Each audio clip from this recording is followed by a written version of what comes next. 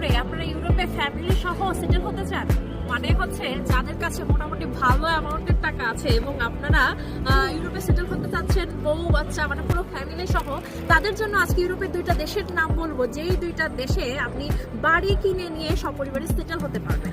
কোন দুইটা দেশ জানেন? সেই দুইটা দেশ হচ্ছে, এক নাম্বার হচ্ছে স্পেন এবং দুই নাম্বার হচ্ছে গ্রিস।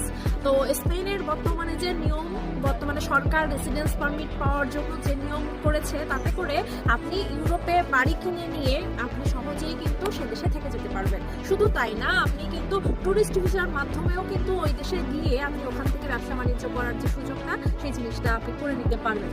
তো ব্যাপার হচ্ছে তাই, যাদের কাছে মোটামুটি 2 লাখ 3 লাখ ইউরোর মতো, মানে বলা যায় যে 2-3 কোটি টাকার মতো এরকম রেঞ্জের উপরে আর যাদের কাছে হচ্ছে ক্যাপিটাল আছে, তারা ইনভেস্ট করে নিয়ে ইউরোপের দুইটা দেশ, যে দুইটা দেশের কথা বললাম স্পেন এবং গ্রিস, এই দুইটা দেশে সহজেই কিন্তু সেটেল হতে পারবেন।